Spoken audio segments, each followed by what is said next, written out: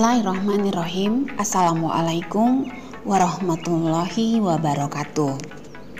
Buat sahabat USBN Channel, jangan lupa like, subscribe, comment, and share. Karena like, subscribe, comment, and share itu gratis, agar USBN semakin maju dan berkembang. Pada kesempatan kali ini, kita akan membahas tentang gaya belajar. Gaya belajar dibagi menjadi 3. Yang pertama, gaya belajar visual. Yang kedua, gaya belajar auditori. Ketiga, gaya belajar kinestetik. Jika kamu belum tahu seperti apa gaya belajarmu, kamu bisa melihat video ini ya. Dari video ini, kamu akan tahu apakah gaya belajarmu itu visual, auditori, atau kinestetik. Sebelum kita membahas seperti apa gaya belajar visual ini, terlebih dahulu kita bahas apa sih gaya belajar itu? Gaya belajar atau learning style adalah kombinasi bagaimana seseorang menyerap, mengatur, dan mengolah informasi dalam pikirannya. Setiap manusia itu memiliki gaya belajar yang berbeda dan unik. Buat kamu, dengan gaya belajar visual akan lebih cenderung mudah menerima dan mengolah informasi melalui indera penglihatan. Bila gaya belajarmu visual, maka ciri-cirinya adalah lebih mudah mengingat dari apa yang dilihat daripada yang didengar. Kemudian, lebih suka membaca daripada dibacakan. Kemudian, berbicara dengan tempo agak cepat. Dan cukup peduli dengan penampilan dan juga pakaian. Lebih menyukai melakukan demonstrasi daripada pidato. Sulit untuk menerima instruksi secara verbal kecuali ditulis. Kemudian, tidak mudah terganggu dengan keramaian. Dan suka menggambar apapun di atas kertas. Lalu, kamu juga akan bisa duduk tenang saat belajar di tengah situasi yang ribut dan ramai, tanpa merasa terganggu. Selain itu, tipe visual juga lebih nyaman belajar dengan penggunaan warna-warna, garis, maupun bentuk. Itulah mengapa orang yang memiliki tipe visual biasanya memiliki pemahaman yang mendalam dengan nilai artistik seperti paduan warna dan lainnya. Bagaimana cara belajarnya? Belajar dari gambar maupun video. Kemudian membaca buku yang memiliki ilustrasi. Saat belajar bisa sambil lakukan doodling supaya lebih fokus. Nah, anak belajar visual juga sering menggunakan spidol warna-warni saat membuat catatan. Lalu, anak belajar visual suka membuat mind mapping untuk memudahkan proses belajar. Pemilik gaya belajar visual cenderung rapi dan terorganisasi, serta teliti dalam menangkap informasi secara mendetail. Berbeda dengan anak auditori yang mereka lebih senang mendengar daripada mencatat. Anak-anak visual hampir selalu membuat catatan dari apa yang dipelajarinya. Umumnya selalu memusatkan fokusnya pada guru yang mengajar dengan duduk di barisan paling depan di kelasnya, serta mengamati pengajaran dari guru dengan seksama. Apa sih kendala untuk cara belajar visual ini? Kendala yang pertama yaitu anak belajar visual kurang mampu mengingat informasi yang diberikan secara lisan. Yang kedua, tahu apa yang harus dikatakan tapi tak bisa mengungkapkannya dengan kata-kata. Kemudian yang ketiga, tidak suka berbicara di depan kelompok dan tidak suka mendengarkan orang lain. Nah, itu tadi penjelasan tentang gaya belajar visual. Kalian sudah tahu di mana kelebihan dan apa saja kendalanya. Kalau kamu sudah tahu apa saja kendala gaya belajar visual ini, kamu bisa mengaturnya, kemudian memodifikasi dengan gaya belajar yang lain. Kita masuk gaya belajar auditori. Buat kamu dengan gaya belajar auditori, kamu mengandalkan pendengaran dalam menerima informasi dan pengetahuan.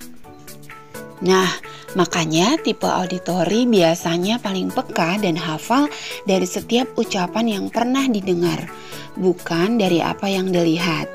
Kalau ada temanmu di kelas yang hobinya mengingatkan untuk tenang, bisa jadi teman kamu tipe auditori. Nah, bagaimana karakteristiknya? Karakteristiknya adalah orang yang memiliki gaya belajar auditori lebih mudah mengingat sesuatu dari apa yang didengar daripada yang dilihat. Kemudian, senang membaca dengan mengeluarkan suara atau menggerakkan bibir. Kemudian, mudah dalam mengingat nama saat berkenalan dengan orang baru. Pandai menirukan nada atau irama. Senang mendengarkan. Mengungkapkan emosi secara verbal melalui perubahan nada bicara atau intonasi. Mudah menguasai materi iklan, lagu, radio, dan lain-lain. Menjadi pembicara yang fasih. Bagaimana cara belajar auditori?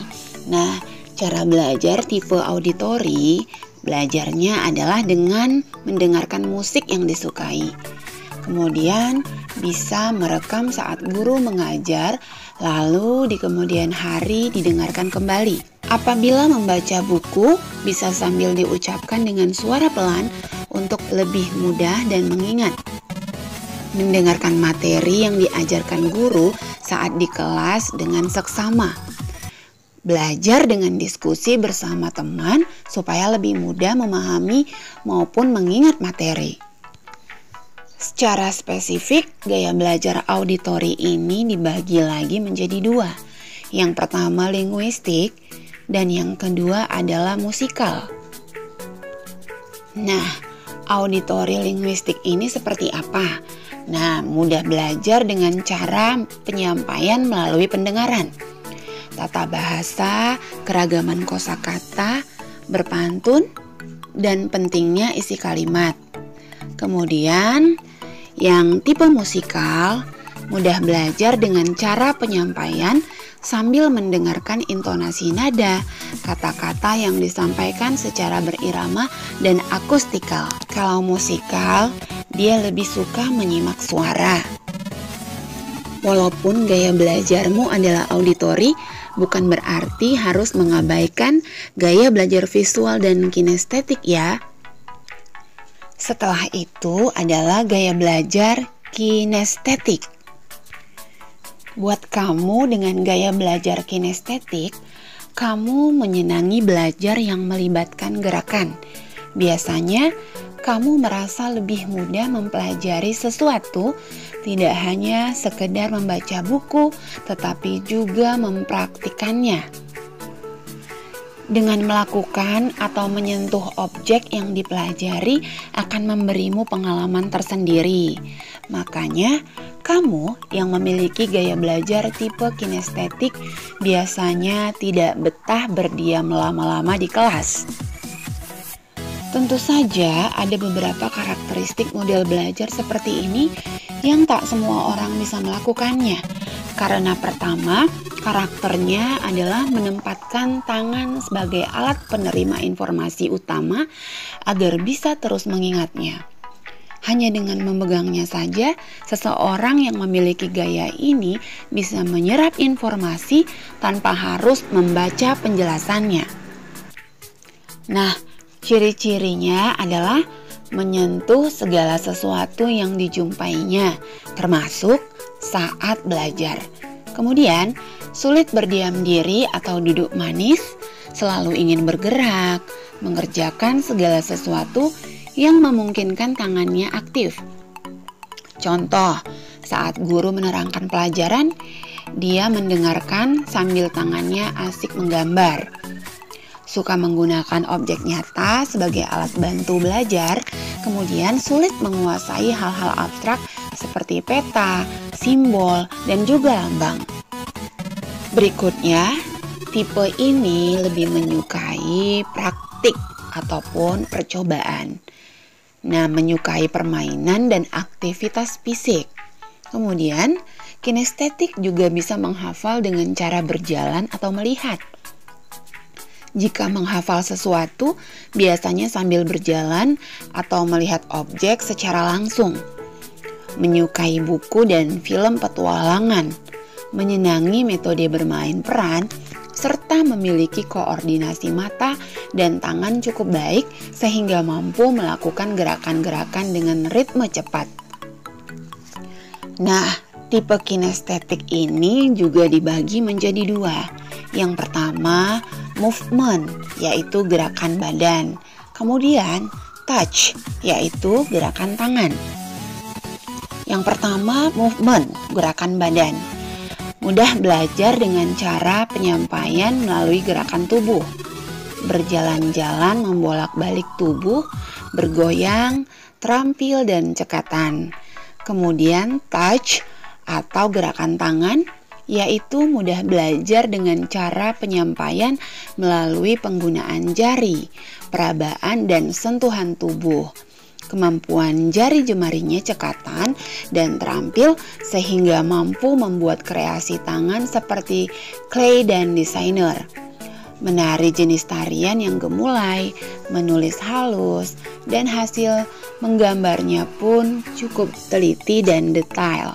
Cara belajar kinestetik ini adalah saat mendapatkan materi belajar, bila memungkinkan segera coba praktikkan. Lalu belajar sambil melakukan aktivitas yang melibatkan gerakan, misalnya sambil berjalan atau sesederhana menjentikkan jari, dan juga melakukan eksperimen. Bisa mengunjungi tempat yang berhubungan dengan materi pelajarannya. Misalnya, untuk pelajaran sejarah bisa mengunjungi museum.